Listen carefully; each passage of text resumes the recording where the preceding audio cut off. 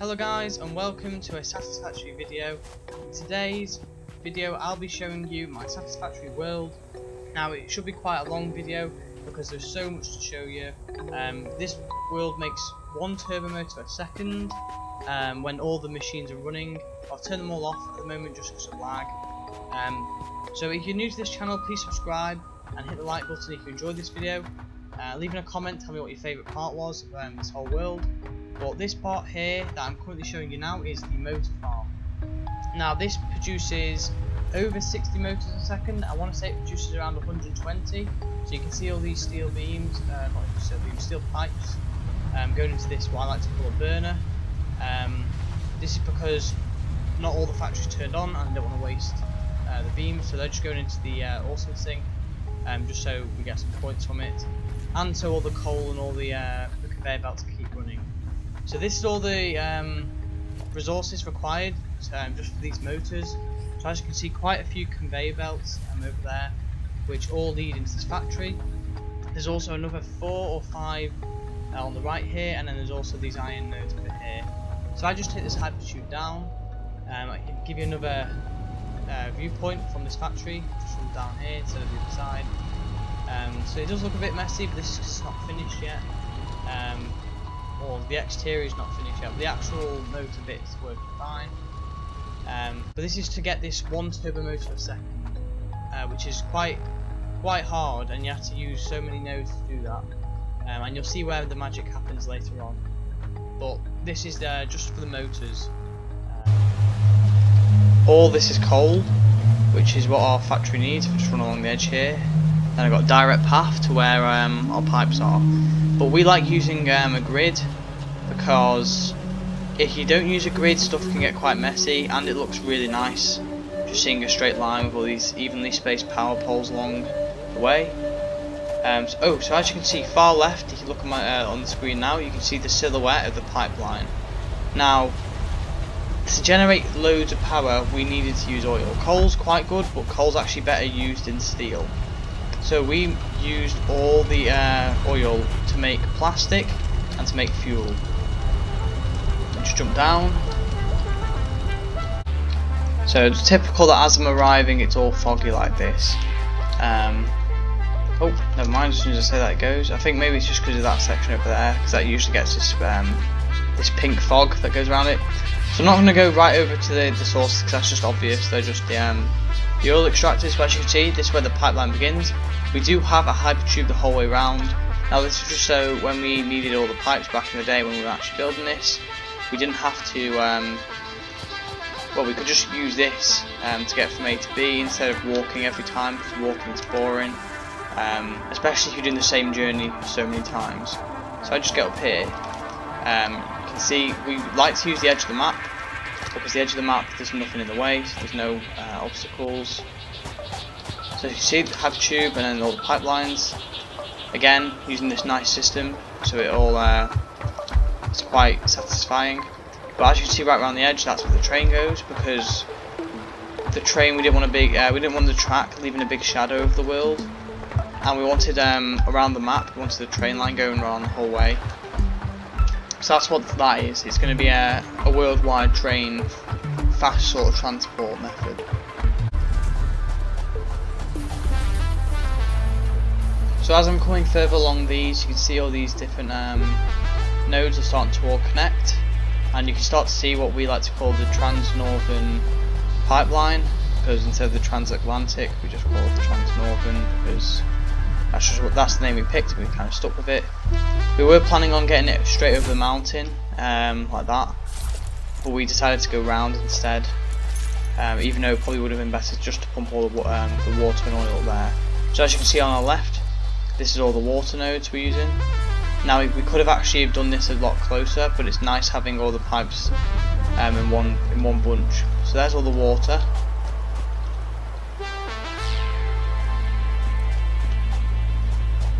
So this bit here is where all the water pipes connect with the oil pipes. So you've got quite a lot of pipes going on here, along with the 2 more oil nodes I believe here. This bit was effort to build, because as you can see there, all the water. Oh no, it's going to fall in. There we go. But all this water and oil has to get over there or over here, so we decided to pump it up here. So that required a lot of time and a lot of cables. Now this bit looks a bit ugly. Oh no, I don't want to go in the pipe tube. But here you can see, well, the complex water pumping system. This pumps. I don't even know how many tubes this is, but it's a lot of well, not tubes. How many pipes it is, but it's a lot. And getting all the pumps to work was quite a lot of effort. But if I just go along this hyper tube, you can see the extent of this. So this looks really nice, having all these above our head as we go through the hyper tube and below. Now these are in line. If anyone also likes seeing nice organised stuff. And then as you can see, we've moved to this pillar system where we have all the pipes above us that we need with all the oil. And we see, as I said, we went round the edge instead of through this gap because we could have had loads of pipes flying around. But having them this height means later on for our base we don't need to pump it anymore.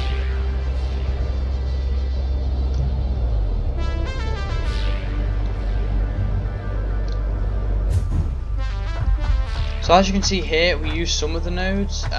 We didn't use that one, but we used some of the others. But this is just more for not the main use. This is more for just power, I believe, or might just be like the odd bit plastic. But as you can see, they join to the top, adding some more. A bit messy with the cables, but you know, we'll live. Go through here. You can see the extent of all this oil that we have going on, and all this water, because that's just so many pipes. I remember building all this, and it was, well, it took a long time. So over there you can also see the edge of the train line that we've got going on, but I'll show you that in a bit. But yeah, all these pipelines took ages to build. However, they all lead to this massive factory that you can see going on over there. Now this bit does stray away from the normal, and you may be asking why is that? Let me just keep it there. You may be asking why is that the case. It's because over there it collides with the train line and the hypertube goes that way. So what we've done is build a power line going this way just for this hypertube. That bit's a bit annoying, but I'll let it slide.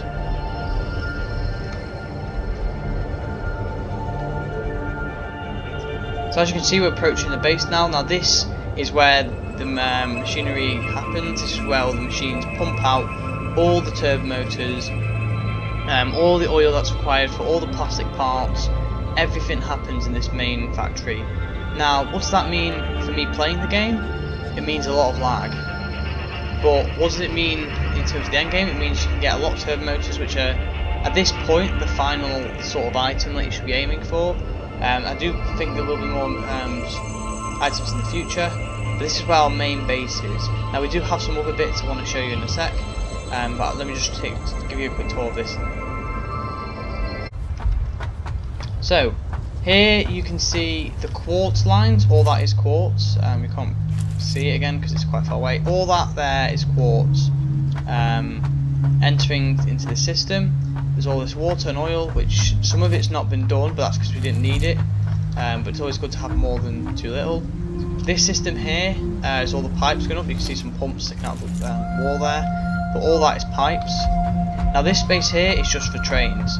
Now we only have 2 trains going because I usually play with my brother, and on multiplayer it's quite laggy for the second player with trains, so it's not as fun. But when well, hopefully in the future it'll be a lot better when using trains. So if I just quickly go up here, I can show you the next few floors. So now I'm on the first floor. Now this is where we make all the fuel that we require to power this whole system, and there are a lot. And when I say a lot, there are a lot of things running here. You can see all these bottled waters on the top, and typical as an autosave. But you can see all this stuff, and it is just mad.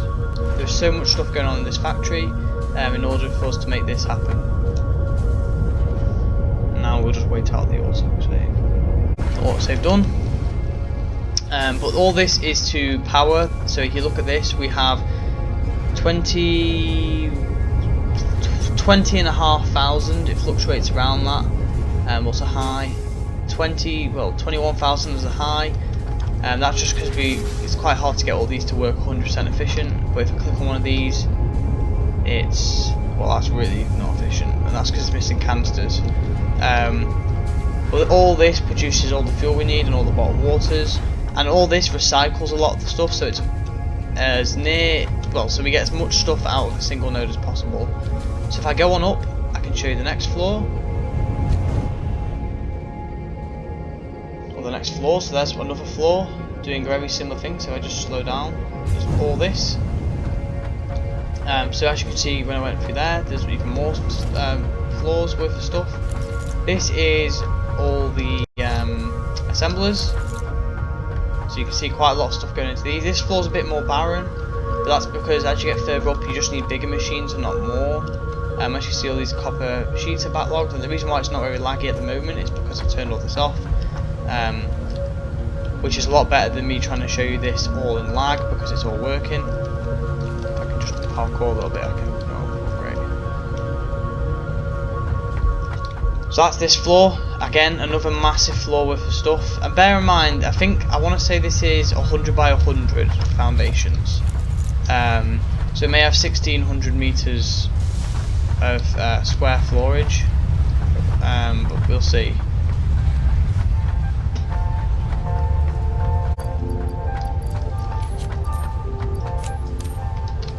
So as you get higher up, there's less stuff. This floor is purely just to merge things, using nice merging ratios. For example, if you have 5 things, 5-way splitter is quite annoying, so that's why we have this floor, just to merge stuff. Again, another floor making stuff. This is where all the quartz comes in. So the quartz I showed you before, this is where it all comes in, gets processed, and it's quite satisfying. And if we go up to the top, we haven't hooked these up, but these are the refineries. So this is even more stuff. But you can see how big this factory is, and this is not even finished. It's quite scary, really, thinking of how much work we still got to do to this factory to make it fully work, 100% efficient. But at the same time, it's quite fun, you know, having an end goal such that you can keep building stuff. And as I said, I like the burners. So you can see how much pipage we placed. That's a small little thing, just getting sulfur for this nobelisks. But you can see all that impact we had. Oh, one just fell off. That would have been bad. Good job having the jetpack equipped. So now that I've showed you the main base, I'll be showing you the rest of the world, which you can see we've done quite a lot on still with that. So all this sprawl that you see over here, this ugly mess, this was a temporary reinforced iron plates farm. Now I made this right near the start of the game because we kept running out of them and it's really annoying. So I thought, you know what, let's just make loads. So all that mess and that cobweb of stuff down there that I'll show you in a sec, that is all just reinforced iron plates. So as you can see over here, our train line that goes from around the world, as I've already said a few times, comes through here and ends in here. So this is the main station. So we're going to have it go out again and go around the other way, but we've kind of gone through like that. If I just drop down, I can show you all. But as I drop down, you can see all the different layers, apart from the ones where we put walls in the way. And all that has loads of different things making stuff. So as you can see over there, there's a bit of coal. So we exploited that coal there, just more power. You can see there's all those other things down there, which is quite weird to think about how much we've actually built, because I completely forgot we even had this stuff on the other end.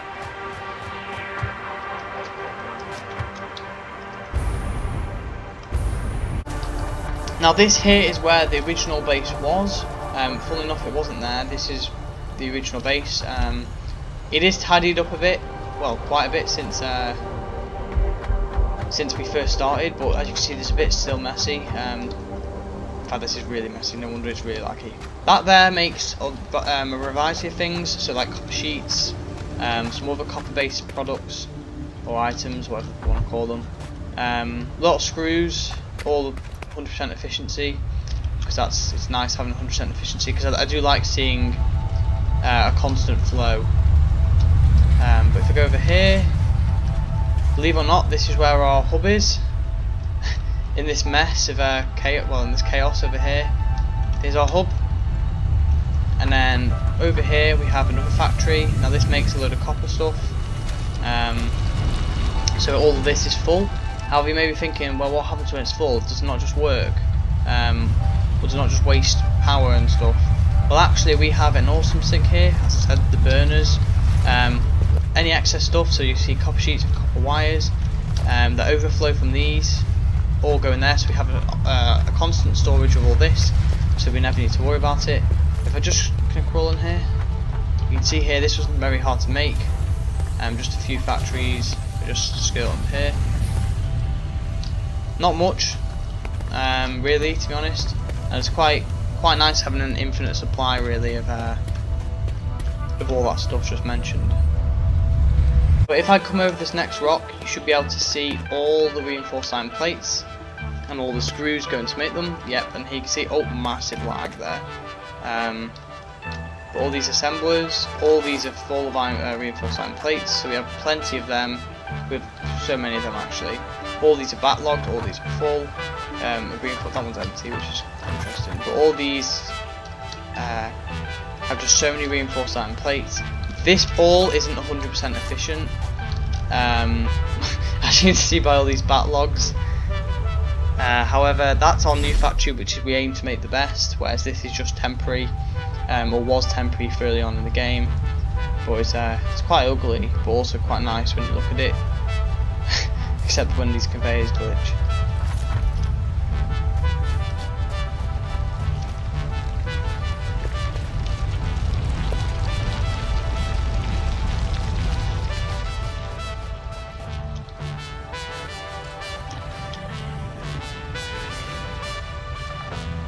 So there's another good look at our base. You don't really get a scale of how big that is until you see all this and all those pipes, and when you're actually close to it, you can see how big this whole project is. But 1 turbo motor a second, it's doable.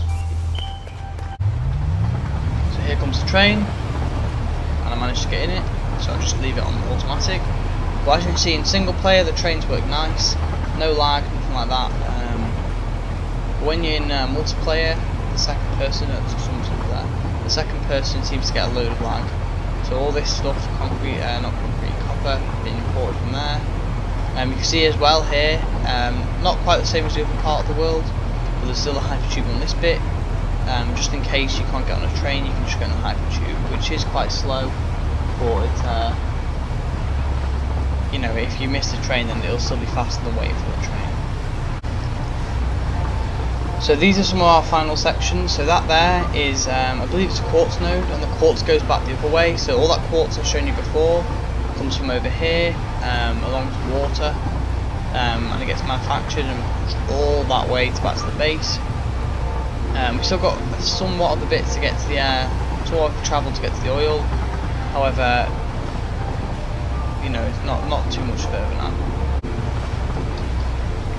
So if I get out now, you can see the, oh, don't want all that momentum.